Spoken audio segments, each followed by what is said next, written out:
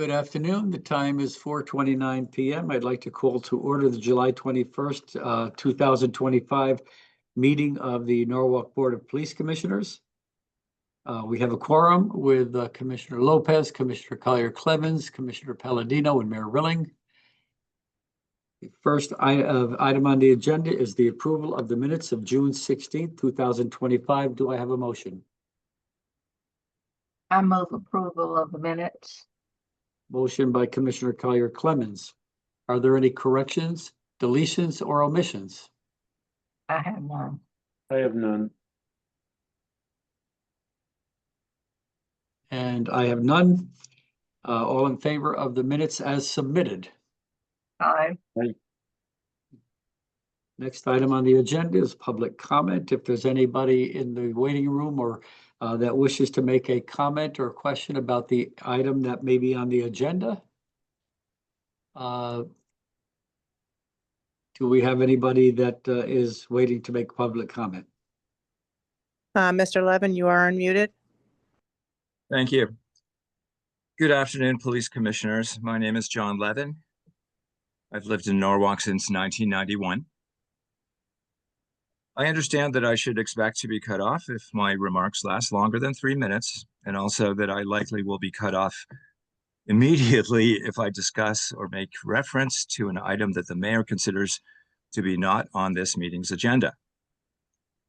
First, I sent a message to the commission members last week requesting that certain items be included on this meeting's agenda so that I might be able to talk about them. I would like to know if each of you has received that message, and if so, I would appreciate it if you could indicate that by just simply raising your hand. Mr. Levin, you are correct. There is no item on the agenda. I have spoken to the police commissioners. If you wish to have a meeting with any of the commissioners at any time to discuss your concerns, please feel free to do so. But the police commission meeting is not an item where the commission is going to be grilled by someone who wants to know certain things. You can ask them at any time that you wish. And I know that Mr. Commissioner Lopez has indicated he would like to have the law department discuss with the commission things that might be in the charter, or ask if they have any questions about their job responsibilities and duties. So we will have to stop your comments at this time unless there is an item on the agenda that you wish to speak about. Thank you. I would like you to know that I'm not seeking to grill any members of the commission, but I think you should recognize that it is completely natural and normal that a member of the public might have questions for the commission and members of the commission. And the proper way to address that is to reach out to the commissioners and schedule a meeting. I don't believe there's any commissioner that would not sit down with you or have a conversation on the phone with you to answer any questions or concerns that you might have. I certainly would do the same.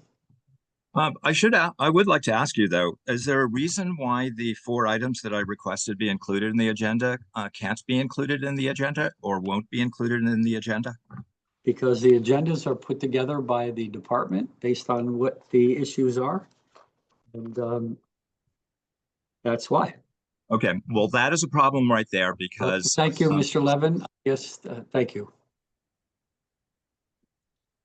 Okay, next item on the agenda is there, well, first, is there anybody else that wishes to address the commission on an item that is on the agenda? There is no one raising their hand, Mayor. Thank you. Next item on the agenda is recognition of the June Officers of the Month, Detective James Barron and Officer Matthew Mitchell. I see both of them are here. Chief? Yes, Mayor and Commission. For June 2025, Officers of the Month were Detective James Barron and Officer Matt Mitchell. They were chosen for their investigation into multiple motor vehicle burglaries that occurred at 230 East Avenue at the Brim and Crown Apartments, which resulted in 5 felony arrests of juvenile offenders. On June 5th, 2005, at approximately 8:04, NOAA Combined Dispatch received several calls reporting that several vehicles have been burglarized during the overnight hours. Officer Stephanie James initially responded, and Detective Barron was assigned and assumed the investigation. While processing the scene, Detective Barron located and examined the crime scene for evidence. This included locating several muddy footprints as well as video surveillance footage. When Detective Barron completed his on-scene investigation, he returned to headquarters and viewed the footage from the Brim and Crown. Detective Barron quickly located the 5 suspects on the surveillance footage. He immediately created a police information flyer. The flyer included a brief synopsis of the incident as well as still photos of the suspects. When Detective Barron disseminated the flyer to MPD, he was contacted by Officer Mitchell, who informed him that he had contact with those 5 individuals during the 3 to 11 shift. Then an MTA employee had several juveniles running out of the Brim and Crown parking garage area wearing all black and face masks. Officers were dispatched to the area but did not locate the suspects. Then about 30 minutes later, the same complainant, Mr. Adams, called to report that all 5 males, all wearing black and 1 gray sweatpants and a mask, were in the parking garage of Marshall and North Water trying to open car doors. A few minutes later, Officer Mitchell spotted the juveniles who matched the description provided by the complainant in front of 25 Marshall Street. A pat down of the suspects yielded a screwdriver, a hammer, and a box cutter, and a pair of purple latex gloves on one of the juveniles. Officer Mitchell took a photo of all the 5 juveniles and their attire while they waited for their parents to pick them up. Officer Mitchell later sent this photo to Detective Barron. Detective Barron was able to compare the individuals in the photo and the body-worn camera to those in the video footage from the burglaries at the Brim and Crown. They were all wearing the same clothing. Because of Detective Barron quickly obtained the video footage from the Brim and Crown of the offenders in conjunction with Officer Mitchell's thinking outside the box when he interacted with the 5 individuals several hours prior, taking the photograph, Detective Barron was able to arrest all 5 juveniles and charge them with burglary third, criminal mischief. It was an excellent piece of investigative work by all involved. As you know, we do have the problem of car burglaries into unlocked cars. We've been messaged it, but this would make a significant arrest and an impact in that crime, especially in the lower East Norwalk and South Norwalk area. So they both Detective Barron and Officer Mitchell are with us today, and they both did an excellent job, and they do an excellent job every single day. Excellent work. The commission and I certainly congratulate or thank Detective Barron and Officer Mitchell for excellent police work, communicating with each other, and Officer Mitchell for noticing that the individuals fit the description wanted for the burglaries into the motor vehicles, and Detective Barron for quickly, as mentioned in the report here, quickly retrieving the video and getting out information as to who might be responsible. Excellent police work, and I congratulate you both, and thank you. Commissioners? Yeah, Mayor, congratulations to both Detective Barron and Officer Mitchell. Great communication, great use of technology and text work, police work. Your observations are great, and you both did an amazing job, and we thank you for that. I too congratulate Detective Barron and Officer Mitchell for a job well done. And the way that it was executed, I thought also was excellent in terms of how they do their police work. So they are to be commended. I agree with Commissioner Sumter. The execution was really superb. Coordination was outstanding. They were quick, and want to personally thank Detective Barron and Officer Mitchell for great work done. Our city is better off for their active participation in making sure that the juveniles were definitely addressed. Thank you for your work, for the coordination that was shown that apprehended the 5 suspects in a very short time. Shows the use of modern equipment, surveillance cameras and footage, and being able to utilize that, analyze that, and then create a flyer. And the coordination was just excellent. So congratulations to both of you. Yes, and I see that Detective Barron has his hand raised and would like to address the commission. Detective Barron. Good afternoon, Mr. Mayor, Commissioners. I just wanted to point out that this really was solved by Officer Mitchell's foresight. He sent me that photo of the juveniles first thing in the morning before the complaint even came in. Wow. Because he knew that they would eventually be coming in, and it just so happened that probably about 30 minutes after he sent that photo, they did come in, and that's how Officer Mitchell really deserves most of the credit for why this was solved so efficiently. Well, I appreciate that. And as you know, it generally takes effective communications and good teamwork. And both of you displayed both of those qualities during this. And again, thank you, because I know the people over at Brim and Crown and other places are very happy, because it probably wasn't just there, probably other places as well. Okay, any further comments or questions? I have none. I have none. Chief, the executive report? Yes, sir. June 2025 Chief's Executive Report. At the end of June 30th, we had 182 sworn personnel, 1 officer on administrative leave pending an internal affairs investigation. At that time, there was 1 officer on extended workman's compensation leave. Sick days used 157.5. Workman's compensation days, 28.25. Background investigations completed on Blair Kim and Clayton Corgans. Both of those candidates were interviewed by the Police Commission and sworn in on July 3rd, 2025. They started the Police Academy on July 11th. Civilian personnel updates. 20 telecommunicators and supervisors assigned to combined dispatch. Currently, there's 1 opening position, 1 conditional job offer given pending a background investigation. 14 civilian employees assigned to support staff positions fully staffed. No further civilian personnel changes. Current issues and departmental initiatives. In June, the state of Connecticut released the NIBRS crime statistics for the last quarter of 2024. As you can see, NOAC crimes against society down 11.4. NOAC crimes against property minus 18.4%, and NOAC crimes against person down 20%. So it's a significant drop in the last 3 months of 2024 in our major crime indexes. We initiated something new in June. It's called Summer Slowdown Days to address some of the beach traffic and people, kids being out of school and more traffic in NOAA.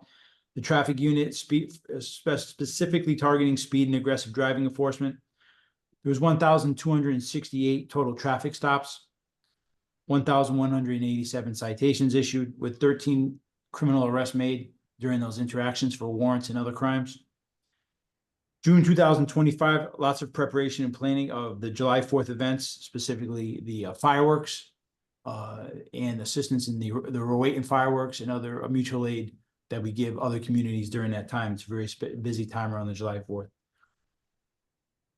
Finance in the current fiscal year budgeting at the end of the year in June, I should say, overtime and salary accounts for the fiscal year both ended with a surplus. In June, officers used excessive vacation time to comply with the collective bargaining agreement for the end of the fiscal year.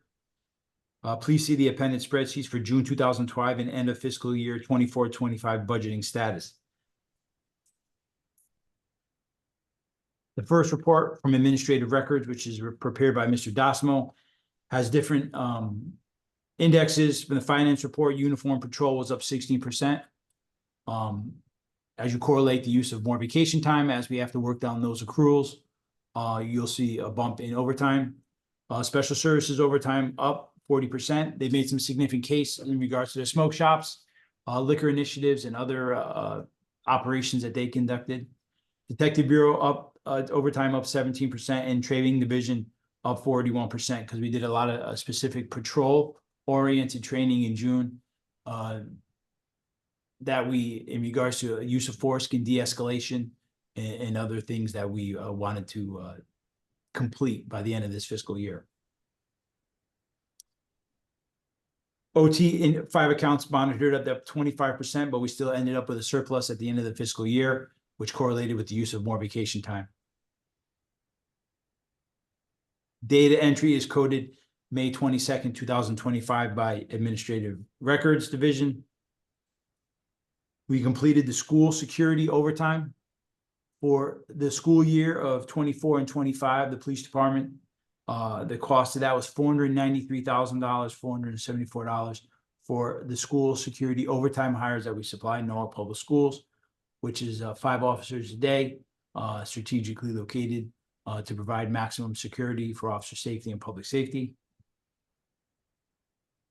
Various alarm administrator collection information in regards to how many new registrations for alarms and fines that we do collect on a monthly basis. In June, there was 895 jobs requested by roll call. 783 of these details were worked. An 80% staffing rate. The officers worked 9,700 hours for 64 different clients. Officers were called off 208 jobs. That means they were canceled off 208 jobs. Chief, may I interrupt for just 1 second? Sure. Under finance report, the Special Victims Unit Division, is that 340% increase from June 2024? Is that a typo? Yes. No, that's accurate. We had a lot of call outs with SVU. It correlates. June is an extremely busy month for school resource officers and our special victims investigators, as we see a lot of cases coming in June, and they'll also start coming in September as we see school goes back into session. We had a lot of overtime call outs on the weekends. Those are Monday through Friday employees.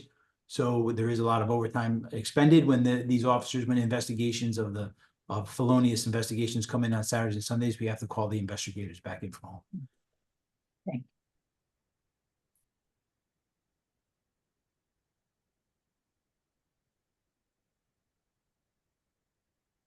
On page 4, you can see the asset forfeiture current balances in regards to the state and federal accounts. The fiscal year ended under budget for salaries. We used 95% of our salaries, and we used 74% of our overtime budget. So there was overages returned to finance. Almost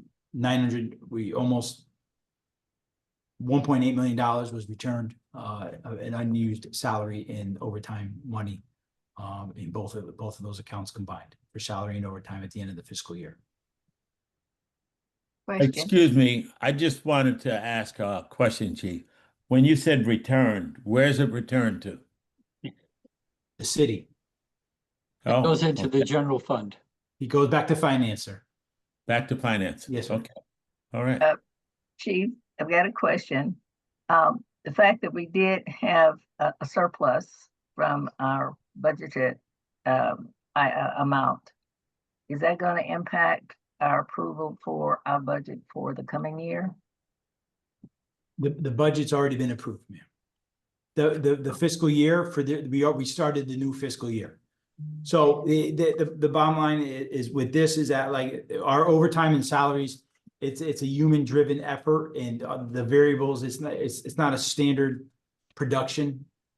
Our overtime is driven by injuries, sick time, what occurs in society, overtime that is forced by rates of crime, special events. You know, so just if you remember what occurred in May of 2024 with the bridge collapse, you know, we spent almost $90,000 in overtime in 4 days covering that bridge collapse. So our overtime is driven by crime indexes, Yes. special events, personnel coverages due to sick time, injuries, personnel reasons, people taking leaves of absence for personal reasons, FMLA. So there's a lot of causes that we can't predict. So there's always a buffer. Some years historically over the past 5 or 6 years, we have come close to using our overtime maximum, driven through different reasons. But last year, we did not. Thank you. You're welcome.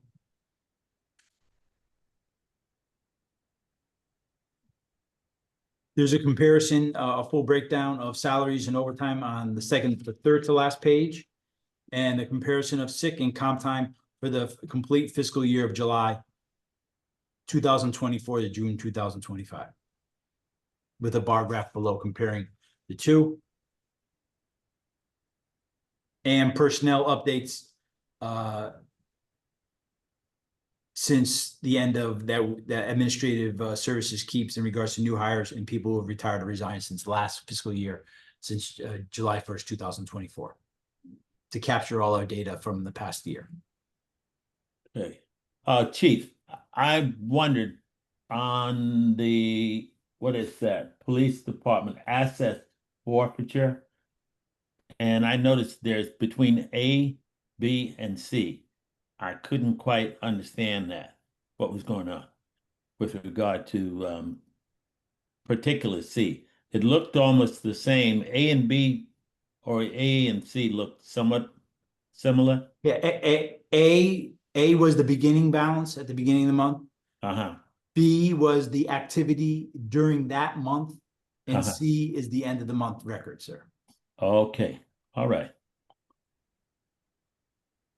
Chief, with staffing up, crime going down, do you expect that overtime should be going down? I know there's the factor of people that we can't predict, but we are at full staff. Yeah, but just going back to that human element, that just we've lost 6 people in patrol in 10 days due to private duty injuries, workman's comp issue. We had an officer get injured with a concussion during arrest. He's been out ever since. And we also have people going out on FMLA due to they get injured at home, have surgeries and stuff like that. So it ebbs and flows. There's literally just an ebb and flow based on human behavior, which is predictable but unpredictable at the same time. But myself and Deputy Chief Blake were analyzing things, and we shifted some people from specialized units back into the patrol division last week to absorb. But just for your question, sir, we lost 6 people in 10 days from the patrol division, and that's a significant loss due to current vacation time owed usage in the middle of the summer. So one day we're good, and then things could happen within 5 or 6 days with injuries and private, people using sick time due to Questions? legitimate causes, and we have to move forward. Understood. I'm sorry? Nothing, sir. I for one, am really impressed with the amount of decrease of crime, and we've seen that several years in a row. And the fewer crimes you have, the less percentage when there's a decrease. So to see a decrease of 11.4 and 18.4 and 20.5 is actually remarkable. And I attribute a lot of that to the outreach that our police department is doing to the community with the programs they run, with the officers out there in the street. It's really, really quite impressive. And you look at that and you also say, well, and there's also a surplus in the overtime and salary accounts. And that again is, I think, a tribute to good police work, good administrative budgeting. Commissioner Collier-Clemens, you asked about the budget. The budget goes before, I review the budget after the chief submits it, along with the finance department. We go over it line by line. It's data driven, so we look at it in historical. Budgeting is not an exact science. You try to do the best you can based on what you saw the year before and what you might anticipate with contract increases and so forth, and expenses that also increase. And then it goes before the Board of Estimate and Taxation. The police department comes in and talks about their budget line by line and answers any questions that the Board of Estimate and Taxation may have. So I'm quite impressed with what they have, and I want to congratulate the chief and his administration, in fact, all the officers for what they do out there on the street and how this budget year ended up. So thank you, Chief, and thank you, Deputy Chief Lepore, Deputy Chief Dinho, Deputy Chief Blake, and certainly all the officers on the department. And Mayor, to your point, I do have to note, it is a team approach, and as you see, traffic stops and traffic enforcement rise, there is definitely a correlation between having more car stops and that visible appearance that we're doing more proactive police work. It sends a a sense that there's more officers out there doing more work, and we are. I think it's been shown time and time again that car stops lead to more arrests than many other activities in police work. Any further questions or comments from the commission? I want to thank you, Chief Walsh, for a good detailed report, which I really do appreciate. And I also want to take the moment in time to also thank you for the new month in review dashboard that you made available. Of course, with kudos to Sophia Gulino as well, and also to your IT support that you referenced, Gabe Asari and Andrew Assel. I think it's a phenomenal way of communicating to our citizens. Yes, thank you. That was a priority of this team for a couple of years, and I'm glad that we got that off the board. It took a lot of IT work, which was the hardest part. But it literally references everything that you guys receive on a monthly basis in one report, and now we're being transparent for all the residents to see and see exactly what you guys read on a monthly basis. Good. I just want to say congratulations for all the work of you, Chief, as well as for all of your officers. And I'm certain that as you guys do the work, it does trickle down to the patrolmen, and other officers. So congratulations on what I see as just good police work for the city of Norwalk. Thank you, sir. The Thank you. executive, Yeah. Thank the you very much. executive report is just excellent. It seems to get better every month. And it's such a comprehensive overview of everything that happens each month, and I really appreciate it. Thank you. It's a great report, and the crime rates in Norwalk speak for themselves, and we're a very safe place to live, and for that we thank all of the Norwalk Police Department. Thank you. Okay, moving on, we will go to the operations report. Deputy Chief Blake. Good afternoon, Mayor and Commissioners. Detective Bureau for June of 2025, opened 11 cases. X-rayed a suspect back from New York who was wanted for a robbery and theft. They also arrested a suspect on 2 separate warrants charging larceny, second identity theft, and another warrant charging home improvement without a certificate. The stats that are listed there are, to everything we've been talking about, trending in the right direction. Less of each crime essentially for year to date. So that's great. Special Services opened 33 cases in June. They made 21 felony arrests, 2 misdemeanor arrests. They executed search warrants at Wally Smoke Shop and Mr. Vape, seizing significant amounts of marijuana and arresting the individuals responsible. They also returned an individual from Georgia who was wanted on several sale narcotics warrants. And they arrested another individual by warrant for the sale of narcotics, during which time they seized 2 illegal firearms and additional narcotics. Special Victims opened 26 cases. A slower month in the sense of making arrests, but as we noted in the overtime, it's been a very busy month for them for investigations. 53 family violence incidents were reported in June, and our school resource officers are very busy with summer camp and the city camps throughout the city. The Marine Unit, again, June became the busy time for the Marine Unit, 52 calls per service. They rescued 2 kayakers who were in distress and also investigated a boat accident. Boat was taken on water, and they were able to pull the individual off the boat and actually were able to get the boat somewhat pumped out and back above the water so they could tow it to shore. The Patrol Division abandoned cars had 78 calls per service and removed 12 vehicles from our city streets that had been abandoned. It's kind of one of the unsung groups in the police department. They do a ton of work in addition to the regular patrol duties. And we have no shortage of cars that are left in our city streets, and they certainly do a great job of following up on those and removing them or having them removed by the owners. So just again, an unsung group of 2 that do a great job there. 200 total arrests for the June of 2025, and patrol responded to 6,912 calls per service. Second platoon remains the busiest shift, that's day shift, for the department. The SE report, as the chief noted already, we had 1,641 car stops in June, and that brings up 7,580 for the year to date. And the other two graphs that you have from our Detective Bureau, again, highlight by the month and by the year for Detective Bureau cases, which, as we noted, again, year to date are trending in the right direction.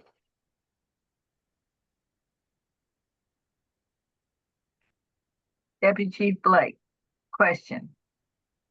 On the 2025 operations report, the block in the box and the stop sign, were those increases due to grants that we received and were able to do hires in order to have selected items? I mean, selected space places. I think, Commissioner, this relates back to what the chief had brought up with the speed and aggressive driving. Locations of some of our most aggressive driving are at intersections such as East Avenue and I-95. So I believe the blocking the box is probably related to that more than a grant related monies or hires. Stop signs, however, we did have some speed and aggressive or some other aggressive driving grants in June, separate from the one that our traffic unit took on. So I think it's a combination of both of those things that kind of led to the stop sign or state traffic control sign enforcement increases. Thank you. Any further questions? I have none. I have Yeah, none. let- Thank you, Chief Tinhall. I have none. Thank you, Chief Blake. Again, that shows just how busy our Yes. police department is. Now next with the community affairs report, you'll see some of the outreach that our department does and why we're so effective. So Deputy Chief Tinhall.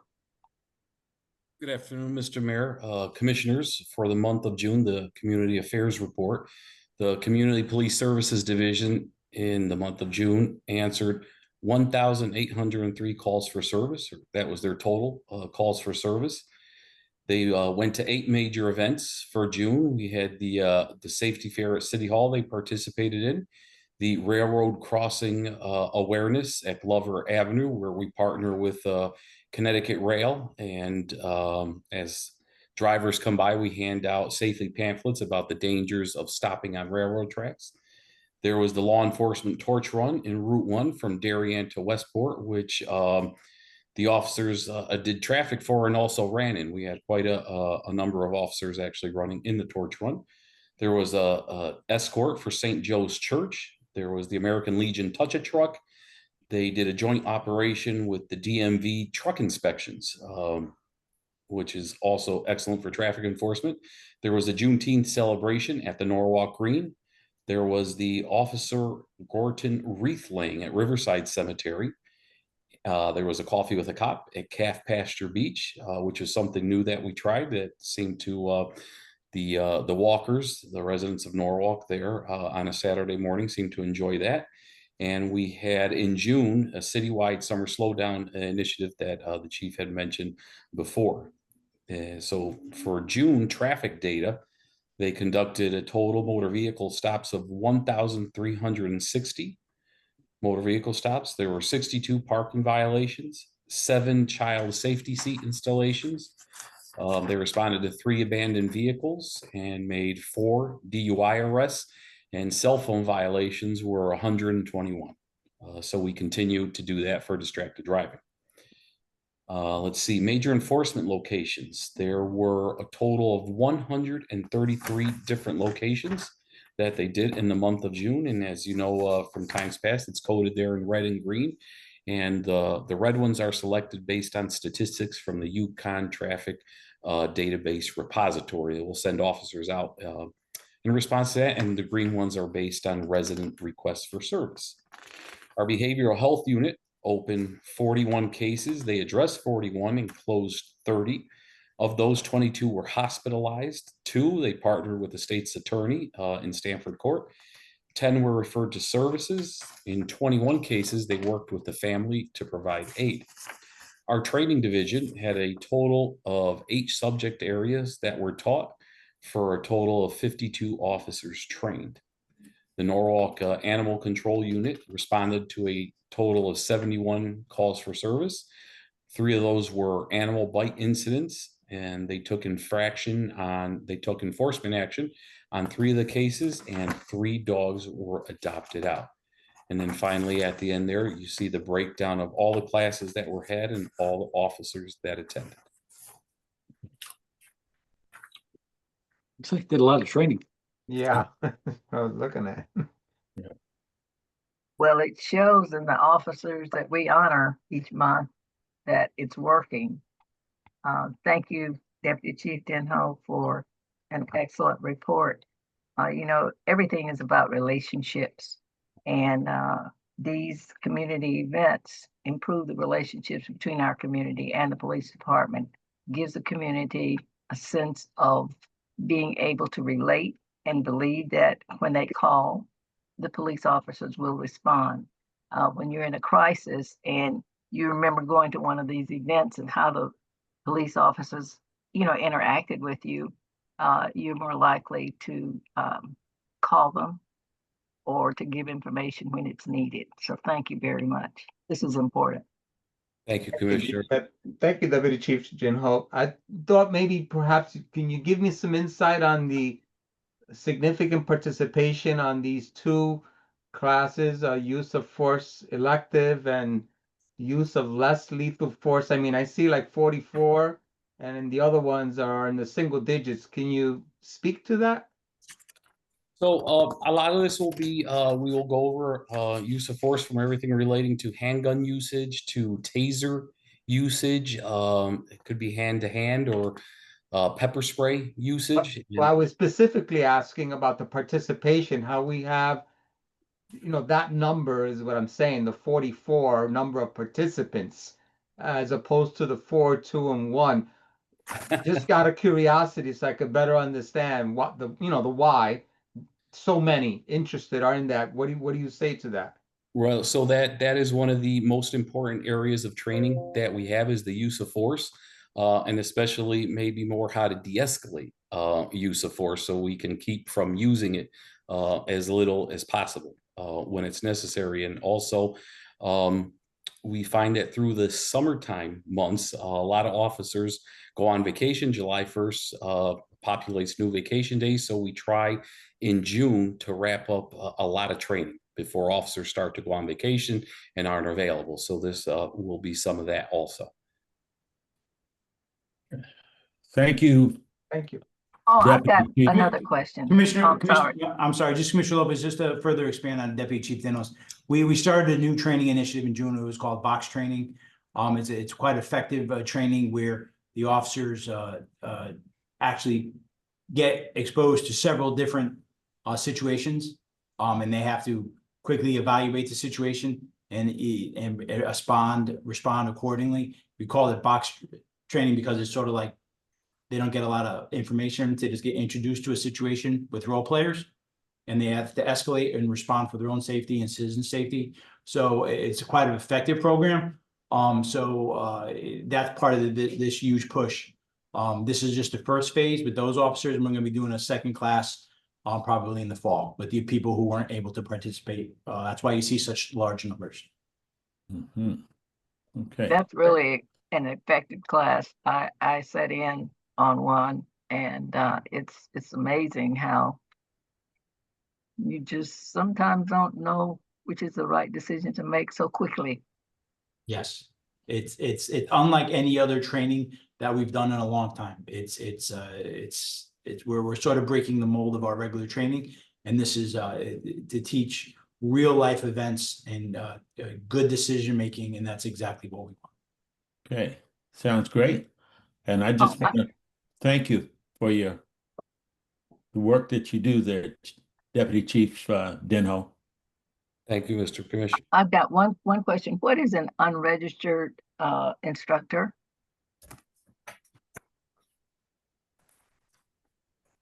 Let's see.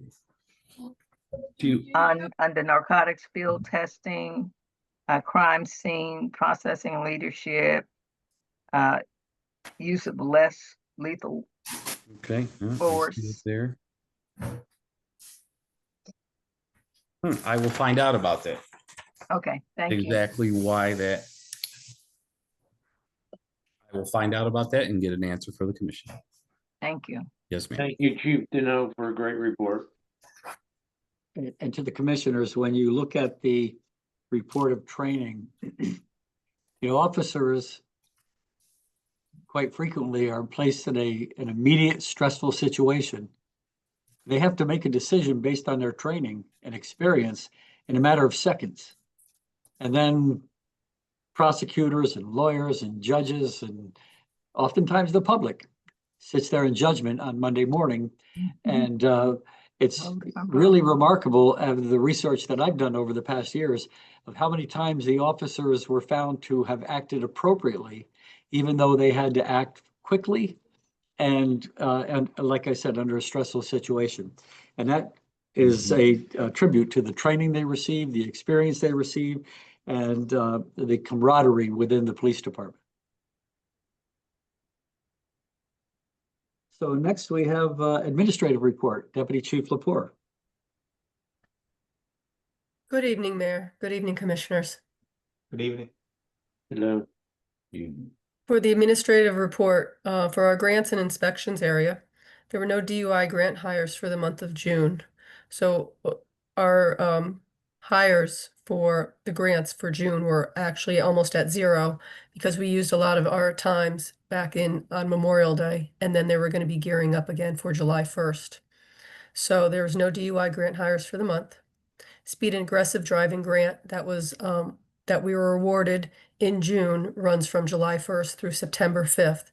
That's a very large grant that we have. And it allows us to give 106 8-hour shift hires for officers to focus in on speed and aggressive driving.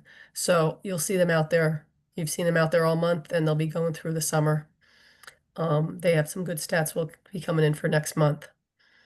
We received a preliminary award for Project Safe Neighborhood Grant, and we're waiting the formal confirmation from them. Quarterly reporting requirements on the grants were completed and submitted by June 30th. And as usual, we continue to monitor funding for state and federal grants. There were no staff inspections scheduled for the month of June. For the crime scene unit, we had 75 persons that were fingerprinted, 23 of which were for pistol permits.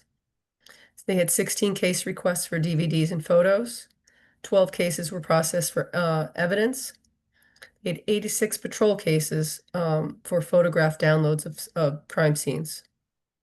14 cases were delivered to State Forensic Lab for processing, and 20 were returned back to NPD.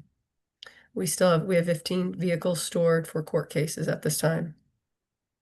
We had no permits or requests for background investigations for massage therapists. We had 8 solicitor permits from Comcast. We had no prawn or precious metal permits requests either. And the CSI van was not deployed during the month of June. For our professional standards and accreditation, we assisted Corporation Counsel with 2 ongoing civil cases. In June, we had directive updates and changes. They were distributed to all personnel. And we brought on board 2 intern students for the summer. One is with the BHU unit and the other one is with SVU unit. For body and dash camera, there was no replacement or returns for the month of June. We had 35 requests for case videos. 17 were put onto 15 discs and USB drives. We had 17 electronic shares with the court and 1 internal request. Performance audits for the video or recording usage for equipment and video tagging. Activation rates were at 85.5%. They're still consistent with our May rates. Communication takes place on a regular basis with any issues or concerns and troubleshooting with any officers or supervisors. For accreditation, we're continually collecting our proofs and we are getting ready for our 4th year electronic file review and our onsite in October. Mhm. Oh, yes, Deputy Chief, what is I know the SVU, Special Crime Victims, what is the BHU? That's the behavior health unit that runs out of our community police office. Okay, gotcha. Okay. You two are doing Questions or comments from the commission? good job. Good job there. I have no Deputy Chief. questions or comments, but thank you, Deputy Chief, for the report. Thank you. Very good. Excellent Shit. report. Yes. Great report, thank you. Thank you, Ditto. Deputy Chief Lepore. Thank you. Next on the agenda, under personnel matters, tuition reimbursement, Officer Mark Vazella, Chief, or whoever will handle that. Yes, Officer Mark Vasella. He is pursuing a bachelor's in public safety administration, Charter Oak State College. He took 2 courses, diversity, equity, and inclusion, PSA 305 and Homeland Security. Total cost of credits 987 times 4. Reimbursement total. The course credits were $3,948 plus a total fee of $530 for a total of $4,478. 50% of that is $2,239. Commissioner Collier Clemens, is that correct? Yes. He has provided his payment to Charter Oak on page 2. His grades, which he got an all A on page 3, and the minutes from the meeting of October 21st, 2024, where he got course approval for these courses in this degree.